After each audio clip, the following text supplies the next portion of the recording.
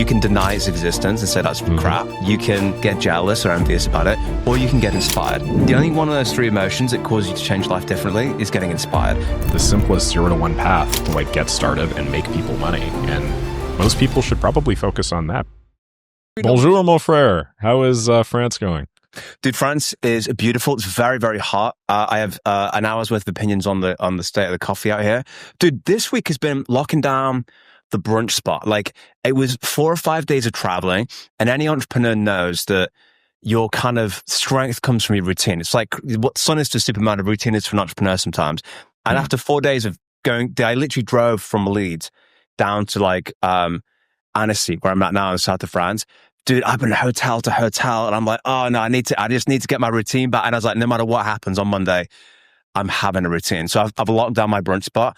Nick, it's beautiful. Annecy's like, it's like if you filmed someone who like died and went to like this picturesque village, it would be this place.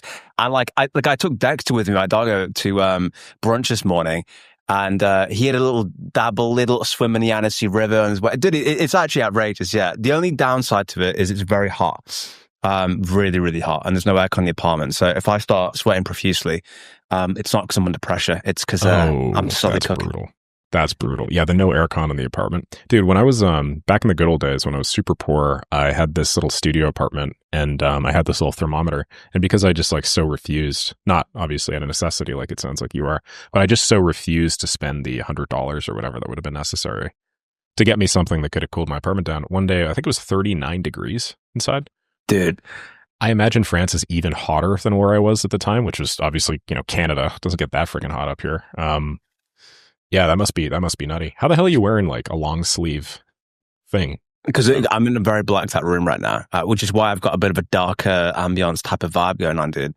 Yeah, it was like dark academia up in here. I've only bought tank tops and jumpers. That's it. I mean, when I say nothing in between, there's like zero in between those two things. So I might try and, because I bought, you built like the Airbnb. This is the funny thing about the entrepreneur traveling thing is like you book things blind in a way. Like I've got to lock down a place for 3 months. Let's just lock this place down. So I might start working some magic or build a bot that will negotiate with Airbnb or something to try and find some other or maybe I just take up my chin. I'm like, dude, JR needs to be refrigerated, bro. JR needs to be cool temperatures. Operate. Dude, the problem is, dude, I don't know if you find this, but like when you do ROI-based decision making, you can easily justify like what would otherwise be outrageous like decisions. It's just like, I actually kind of wonder if I'd get like 2 hours more work done in a cooler place. Maybe we I think so too. Go. Yeah. Do you know what I mean? I was considering just having like hiring a driver every month. For like, between $3,000 to $5,000, just like sit and wait for me. And then anywhere I would want to go, I would just send him a text or something. And then he would like have everything ready. And I would just go from location to location. I was thinking about this for like minor friction things. And you're talking about absurd ROI justifications, right? And I was like, well, yeah, that'd probably save me like another like 5 hours a month or something. Well, dude, that's worth it. That's it gets to that point. It does get to that point. It's like, I haven't made brunch at home in like a year, 2 years. That is like so freaking, like eating out is really good for you. Like, did you just save so much time with it? I was thinking about something else too when you mentioned this brunch thing. If you were in a community where you had like local other entrepreneurs or whatnot, this would be a great way to kill 2 birds with 1 stone. You could basically just have lunch with another person every day. I'm thinking if I was in Annecy, I think you said. Annecy, yeah. Yeah, like you and I could just grab brunch or something. And it would take an additional maybe like 10 minutes compared to you solo grabbing brunch or something, but it would like fill in probably an extra hour of one-on-one like meeting time with like, high ROI entrepreneurs and stuff. I've heard the whole never eat alone idea, and I haven't implemented it, but I've thought a lot about it. Well, dude, it's funny. I met with a guy in my community in Leeds, and I was like, well, I'm going to be brunching.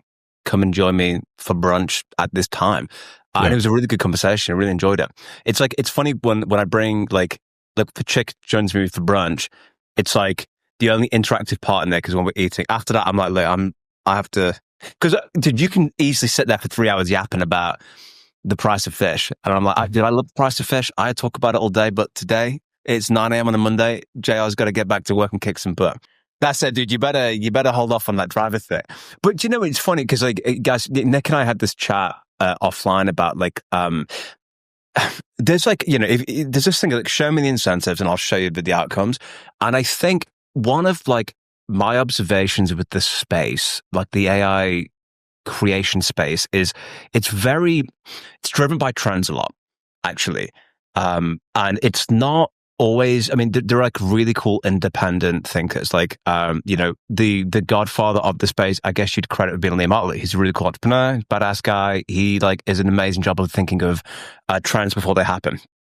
But I think like, if I zoom out from Liam, I just think of the broader space.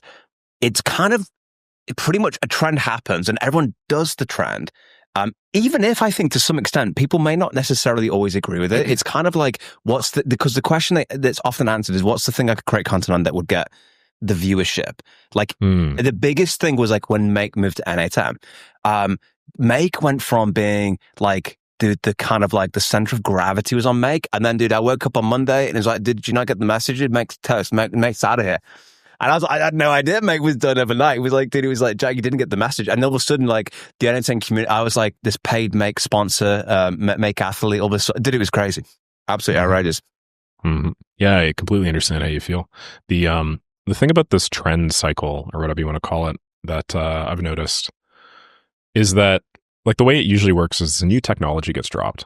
So it's not like N8N was new. N8N's a fantastic platform, and I would say it has many advantages over Make for many, many reasons. But it's like some platform comes into the public consciousness sphere or whatever, and like maybe it has some tiny proof of concept reasons why it's better or whatnot, and then everybody and their mom jumps on it because it's just so goddamn exciting, and then quickly people start realizing that the thing doesn't actually, these promises that are being made don't actually materialize in a lot of cases. And so what happens next is you get this like wave of disappointment with the tool.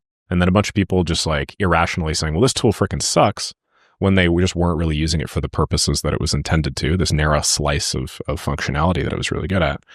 And then like later on, I don't know, 3 or 4 months or years, depending on the tool itself, like reasonable people start picking up on it again. And then, start using it for money. The core thing that I think ties all of this stuff together, though, is just this anticipatory hype cycle. When agents were the rage, agents weren't actually capable. But now that agents are slowly getting to a point where they are capable, if you check out like the search graph, there's actually a decline in interest for agents. Wow. Isn't that weird? It's like you'd figure like as capability goes up, then interest should go up. But what really happens is interest spikes every time, and capability goes up later. Yeah, that's a very interesting data point. It's like capability and interest aren't married. It's almost like the hype. So I guess what we're saying here is like there's the hype, then actually the value sits after the hype. Mm-hmm. Absolutely. Yes. And I think that in some ways it's also a self-fulfilling prophecy. The hype is what eventually results in the capability because it shifts market resources towards developing and improving it. I think we've seen that a lot. When Satya Nadella, CEO of Microsoft, started talking about agents, a year and a half ago, 2 years ago, I mean, there were like no agent workflow. There's barely any agent capability that was worth its salt. It was just a glorified text classifier plus chatbot that, could call a weather API with 80% accuracy, right? But he was talking all about it and how these things are going to come everywhere and they're going to be everywhere and agents are already transforming the world. Well, I mean, this is the CEO of one of the biggest public companies on planet Earth, pound for pound, trillions of market cap. I mean, that statement was enough to like meaningfully affect the outcome of actual agent technology development over the next few years. So whether it's good or bad, I don't know, but I've definitely noticed the damn trend. And there's only so much like you could profit off the trend before you genuinely become a bad person. Like I don't want to pitch technology that isn't good. That's my whole reputation. It's like, I think MCP was a good example of that as well. It's really white hot for like 3 weeks. And then it kind of like still, good value, really good potential. And actually like that just gets better over time. But like the alignment between its value delivery and its interest are not the same.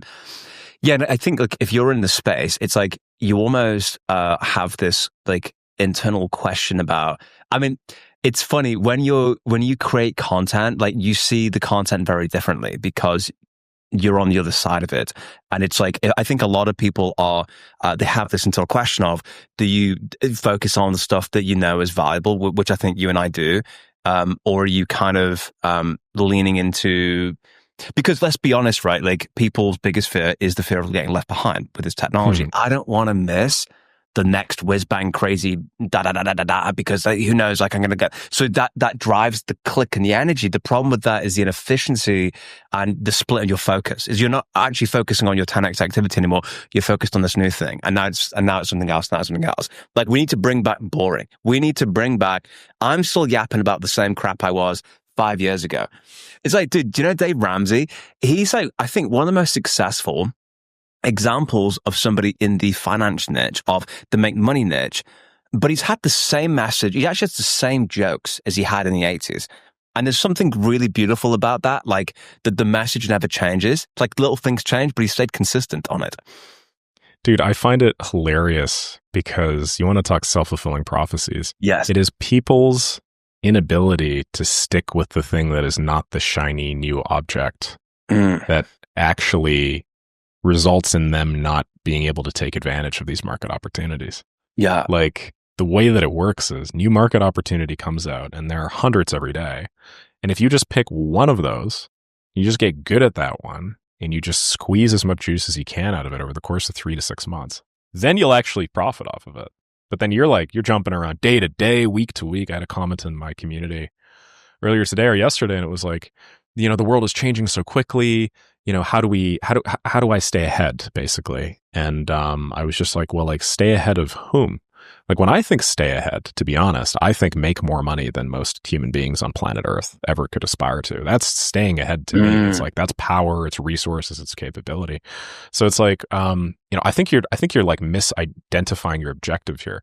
If you really wanted to stay ahead, if you really wanted to like put yourself in an economically advantageous position, you would not worry about all these tools at all. You would just pick one that works and then focus and triple down on it. I still think the same with make, man. Like, it's still the simplest 0 to 1 path to like get started and make people money. And most people should probably focus on that. But we've been, I don't know, seduced, let's put it that way, by the Apple. The robot and the red dress has got us all, Nick. And it's funny, I've got a video I was recording today with Make, and I thought, oh my goodness, like it's like it was a kind of this weird thing to like, because you're so, you know, and it's such in the zeitgeist, but like this is just better on Mac. Dude, it's an interesting one, isn't it? Like your perception of what staying ahead is a really good point. Because it's almost like you've always got these new data points that you could follow, like, and actually like it's almost like people are trying to optimize for the best thing. And I think the truth here is you're actually far better off picking a 6 out of 10 or a 5 out of 10 and actually just sticking with it and being focused on that thing for 3 months than you are constantly trying to get, because you're spending so much time trying to figure out which one you're going to do. Because here's the thing, if you pick one thing and commit to it, and I say get the boat out of the harbor, it's you're trying to spin around on an axis. You're just in the harbor doing 360s. Like just pick one that you think's your best bet and just do it. And then you can always move it 4 degrees, 2 degrees later. But your problem is you're just constantly trying to get perfection. It's like a classic example is WD-40. Do you know, like the kind of, what's it? 40th version 1. Like they could still be in the boardroom trying to figure it out. It's like, and it's like intellectually it makes sense, but it comes after all entrepreneurs. It's like the biggest thing people have to get over. That is incredible. I've never thought of it that way, but like every time you learn a new technology or you attempt a new business model, there's a fixed cost to it. And so the fixed cost ends up being a couple of weeks or like a month or whatever. Yeah. And like in order to pay down that fixed cost, you have to spend that time. So if you switch within a month, you literally never pay off the fixed debt that you're just accruing more and more and more over time. The only way to make it past that is just to stick with it long enough that you could start seeing some upside. And then once you have that upside, then, you know, there's some variable costs to different business models, but yeah. Man, what a brilliant mental model. I'm going to carry that with me to the grave. Dude, it's just interesting. That's why I love talking to you, man. It's just good to spar on these things. It's like with the agency thing we're touching on, right? Like where that's headed and things. It's an interesting one because if you think about, I was thinking about like inbound demand with agency stuff, and you only get, you know, there's called marketing principle of like problemware guys, solutionware guys. You're only really getting inbound demand from guys that kind of know this thing exists. There are so many businesses that don't yet No, and I think these like market shifts aren't so much market shifts. I think it's just kind of what's trending in the YouTube creator economy stuff. I mean, like I saw a video you shared, like you weren't attacked, but like because of your popularity, Nick, like you can sometimes be like the poster child for like Nick Sereb, blah blah blah blah. You know that thing you shared on it. I don't know who it was or what it was and stuff. Like I kind of think like I think some of the times I really don't think they believe what they say. I think it's just being counter trend to be counter popular. Yeah, that's definitely like a locally effective strategy to be counter trend, to be like, 100%. hey, you know, this is stupid and here's why. Because you get a bunch of people that are just like, they feel left out by it or something and they're going to jump on you. So I'll give you a good example. This guy, Brett from DesignJoy. You guys hear about Brett from DesignJoy?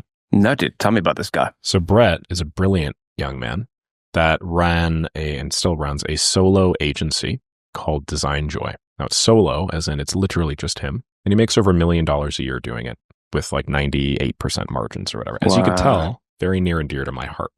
And in fact, Brett inspired a big chunk of my early business.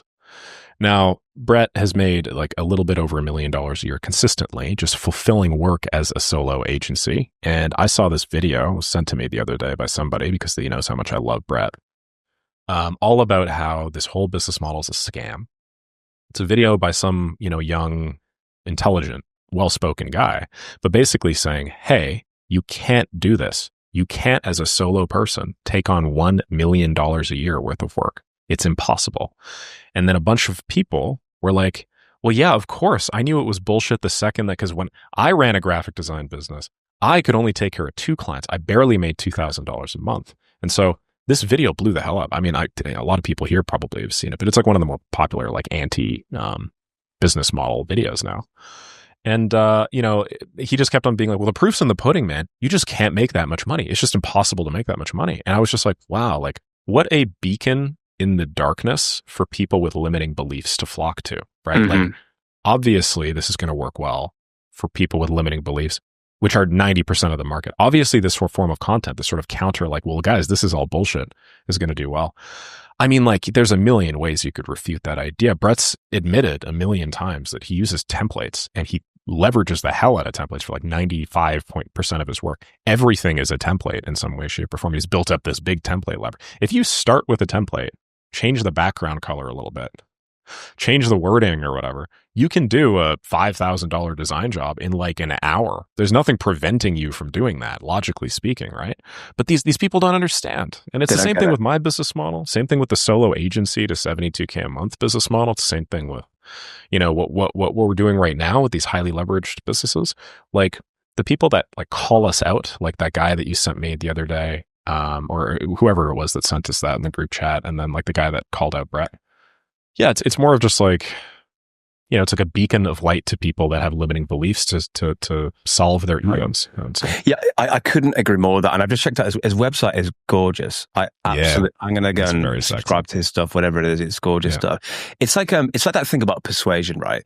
That like people who justify their failures. And there was like 5 like components of it. One is throw rocks at their enemies, justify their failures. It's like saying to somebody, well, of course you didn't pass medical school. You weren't given the right support or infrastructure. It wasn't your fault. It's like, yeah, right, man. Of course, that's why I didn't do it. Like people love it because in this scenario, it's not my fault. It's like, I don't have to feel bad about not making $1 million a month or $1 million a year because it's not possible. And now I know it's not possible. I now feel less bad about doing it. And I always think like you can have 2 reactions to something. You can either kind of be like, 3. You can deny its existence and say that's crap. You can get jealous or envious about it, or you can get inspired. The only one of those 3 emotions that cause you to change life differently is getting inspired. When I see someone crushing it, it recalibrates for me. It's possible. I'm like, that is so impressive. What can I learn from that? And how can I be better? I like, that's like a growth mindset. And like, it's something I aspire to do more of the time of that gets you to the next level. Like when I was at the school games, there's a literal ad with me with these entrepreneurs that won it. And I'm holding a sheet of paper that says how much money I made last month. And I looked at the comments and there was all like scam, nice try, did this is fake. There's no way this is real. And I'm like, it was funny to me because like I was there, like I'm in the video. I'm like, I know, like I genuinely made the money. Like it was what's it, but it was it was like honestly, Nick, it was like a light switch moment where I was like, wow, like they really don't get it. Like they really think it's all fake. And I was like, I don't know what it was, just something psychological, like knowing it and seeing it was like two different things then. Totally. And we've seen people's reactions to it and all that stuff. But then when it's you, it's like, wow, wait, I mean, like I live this, you know, like I'm doing it right now every day as we speak. And like, you really don't believe that I'm a real person? Like, what do you need from me? Like, you know, it's about what you mentioned. It's like anchoring. It's like being inspired. What's really interesting is I've listened to a lot of rich people talk. And what I like to do is I don't just try and listen to one rich person talk and I'm like, okay, everything that they say is gold because they, you know, they make a lot of money. But it's like, if you listen to 100 rich people talk and if you listen to 100 rich people say 5 things, it's like one of those 5 things will always be universal. And that's just surrounding themselves with people that are winning, because human beings are consensus creatures. We function off that consensus mechanism. And if you just don't have anybody else that is crushing it, you will fundamentally believe it is impossible. Moving to extraordinarily high cost of living places, New York or Dubai or I don't know, San Francisco or something like that, where there's just so much goddamn wealth everywhere you look that it's unfathomable to you. To me, it would have been unfathomable to me just a few years ago to even think that somebody could make that much money. Getting in communities and groups of people where the average earning is significantly higher than your current situation. It's having a podcast with a fellow guy like yourself that just makes a boatload of money while, you know, actually maintaining his health and his fitness and so on and so forth. You're really inspirational to me for that reason, Jack. So I just think about all those limiting beliefs and just how much I've had to slowly chunk away at them. And I just wish that we could help people like that are living in that freaking box get out. But a lot of the time we can't. And that's just something we got to come to terms with. Yeah, I hear you, man, and thank you. I feel the same way. It's like the classic one is you're the average of your 5 closest friends, and there is something to do with velocity. Like I like being around. Like it's so rare to be around someone who's like, I want to make like $1 million a month. Like I'm making that happen. It's like, yes, I freaking that like powers me. I'm like, that's cool. Like some people who bring bigger aspects, because it's like you do get the truth is, like, if you're, and this is why, like, the community model is really cool, and like connecting with people that are thinking bigger is really important, because if you're stuck, I sometimes think back to when I was in the corporate world and the length, Nick, of limiting belief systems in the teams I was in was insane. It was like, that's not really, you can't do that. It's like, you've really got to be unusual. And it's like, if you are someone who's going to make like $1 million a year, $1 million a month, you should be an outlier. You should be somebody who's doing stuff that no one else is doing, because you can't really expect to get that by just following what everyone else does. And what does that mean? That might mean at 9 p.m. you're sending off emails. Like if you're doing something that's enriching and rewarding, that's awesome. But it's like, it's to be expected that you're doing things that other people think are strange, because it is strange to make that kind of income. That's why your surroundings and your group are really, really important. It's also like a really funny one, actually, that I'm going to fully baked opinion on yet, but I'm in France, like, and so speaking French would be really helpful, right? And it's a funny one because like I learned Italian and I really enjoyed that process, but I'm here for 3 months and I've got this like internal battle in my head of like, I struggle not to learn because I really want to learn it, but I'm like, is this the highest ROI learning for me? Because I'm thinking like I could spend an hour on Duolingo, but there's so much other stuff I need to be learning right now. Like, and so I've kind of had this like internal debate about doing it and not doing it. And I think I've decided I might flirt with it a little bit on like dates and stuff, but outside of that, I'm not committing to learning it right now, because I mean, I'm open to be persuaded on it, but like, I just thought it was an interesting like internal debate I had, because like, it's culturally enriching. I'm sure it'll have value down the road, but it's like, because time's so precious, it's like, do I want to carve out like an hour to learn French? Yeah. Yeah, I know. I was thinking about that a couple days ago when I was putting a bookshelf together. And I was like, why the hell am I putting this bookshelf together? Is this the best use of my time? Shit took me like an hour and a half, man. Dude, like, yeah. I'll just hire somebody. But I got to say, there was something a little enriching in putting that bookshelf together myself. Getting my hands dirty, you know what I mean? I think you can extend that line of thinking like arbitrarily far. And the reality is, it's like, at what point does a mountain become a hill or like a pile of sand become a dune or whatever, right? Like it's all arbitrary, whether or not this is like an overuse of your time into this like life enriching thing, or it's like not enough. Like, dude, like I was just in Montreal, right? And everybody was speaking French and stuff. And like naturally my brain was like, dude, you got to learn this. So I immediately started spending like another like 45 minutes a day, like listening to shit and like doing vocab. And then I had to stop myself and I was like, hey, you're going to be here for 3 days. There's a lot of other stuff you got to do. And I mean, like, this is a pretty crucial time in my career. So I had to like consciously be like, no, you can't do that enriching thing right now. It's really painful to stop. It's really painful to stop because I really want to do, and I love learning languages, but I think that's like, for me, it's a casualty of focus. And one of the things is like, speed is the most important vector in business, not perfection, isn't it? And like, I actually think that's not even binary. That's actually quite like a spectrum thing. And so the kind of speedy decision I've made is I'm not doing it. And that might be a mistake, but the deliberation of the thing has a tax to it. So that's a call I've made. I'm running with it. I think if I was here for a year, it's got a high ROI to it. But since I'm here for 3 months, dude, I'm just going to chat GPT. Dude, funny story, actually. I was like, I'm in these restaurants and I said, dude, could you just like translate? I'm at this vet and then like, I'm doing like this, and this. And then ChatGPT had a breakdown and then it was like translating the French. He was telling me the French stuff and it was just like, I said, dude, like, no, I have to, and then I'm like, I felt like I was a rep, bro. Oh, hey. And it was like malfunctioning in my hands. And I was like, dude, this is not great. This looks terrible. That's embarrassing, dude. On the way back from Montreal, I took a taxi cab and the guy just did not speak English. And, like I had like a little chat GPT thing of, I can get by with French. Like I'm reasonable. I'm conversational would be like my level. I think I'm like B1 or A2 or something. But that's like good. There was just I just forgot the word for rain. And, I just like, and then I pulled out my phone and I'm like, Plus beaucoup en Vancouver. Dude, that's freaking insane. Well, dude, speaking of malfunction tech, dude, have you seen the whole scenario building stuff in N8N and Make to some extent? This has been taken over a little bit recently. Well, you want to talk hype bubbles now. I could see there being functional utility of it, but just for the benefits of the audience, the idea is you could make an N8N both run on like JSON. So all of the modules and all of the nodes that you drop, like they're technically just a giant JSON file. And when you download a blueprint or a template, like what you're downloading is you're downloading the JSON. So person had an idea a little while ago. Well, what if I take all this JSON, feed it into AI, just say, hey, can you make some changes to this? And then, there've been sort of mixed results there. But Jack and I have just noticed a massive spike in videos all talking about how to build stuff with it. And, I think Jack made a video on a similar subject. And my thoughts on it more generally are like, it's sort of like using a template. Like it gets you like 80% of the way there. I think there's some benefit to the like documentation and stuff like that. But if you're a beginner using these tools, I find that they just like screw you up a little bit more than they actually help you.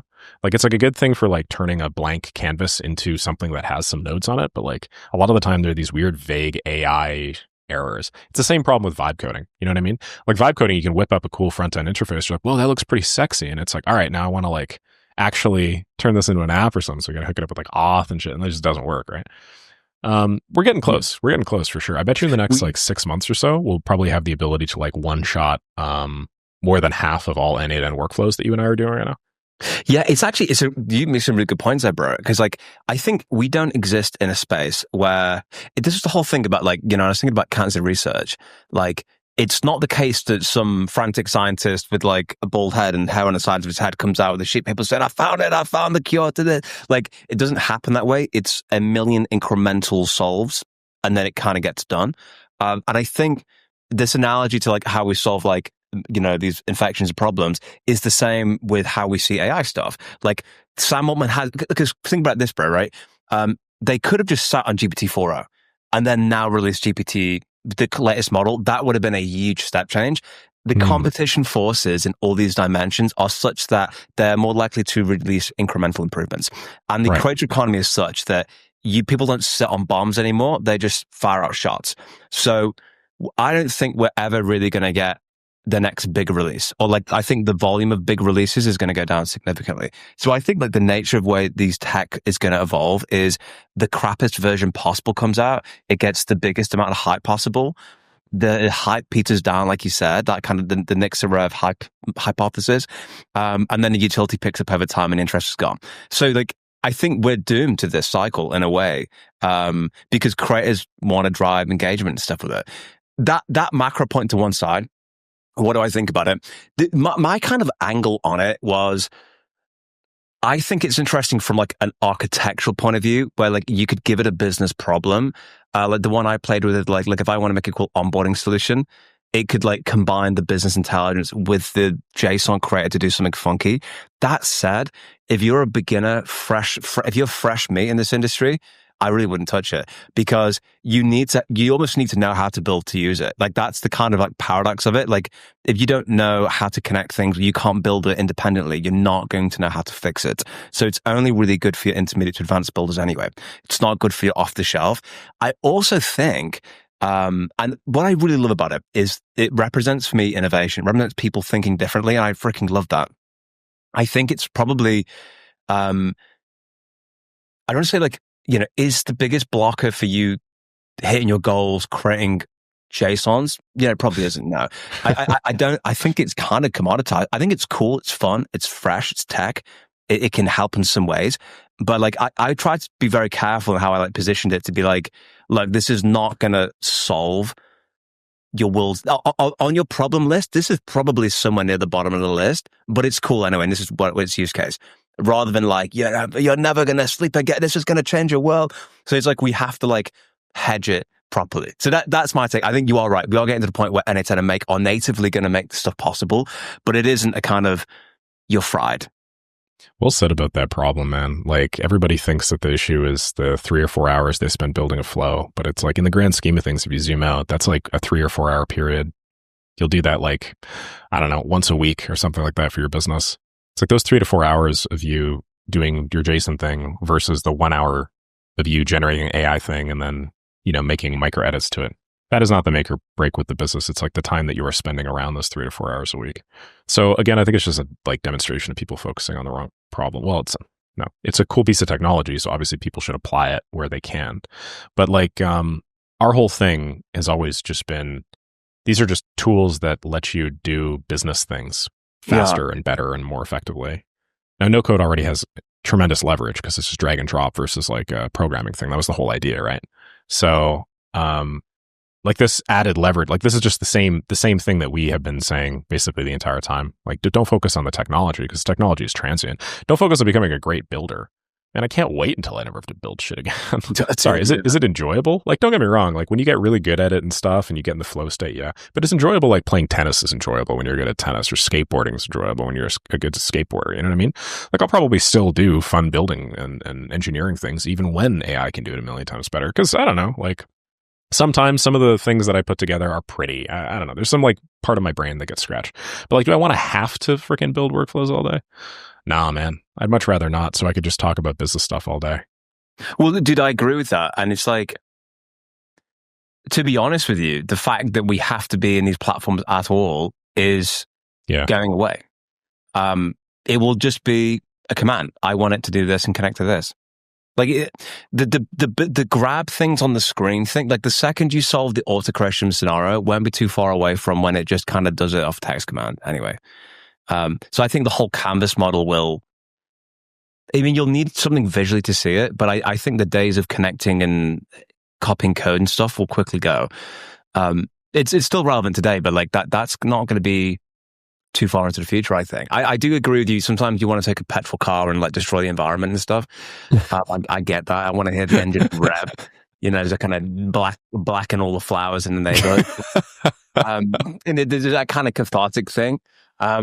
So, dude, yeah, I mean, it's cool. It's cool innovation, but it's another beautiful thing to kind of like, I want to say, distract you from the thing you need to do.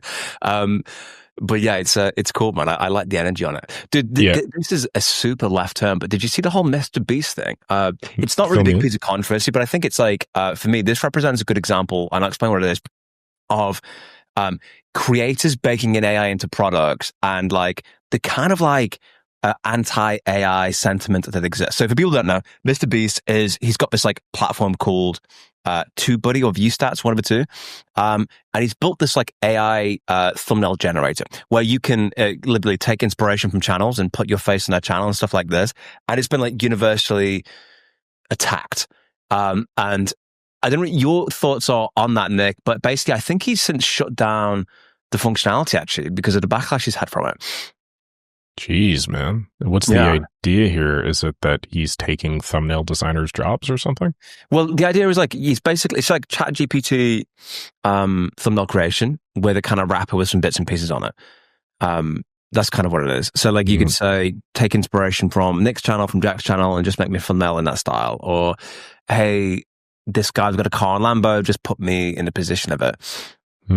Yes, that sounds fantastic. I mean, like, definitely makes it easier to copy because the lower barrier to entry, the lower barrier to entry just means more entrance into any sort of thing, whether it's, yeah. What do I think about it? I mean, like, that's stupid.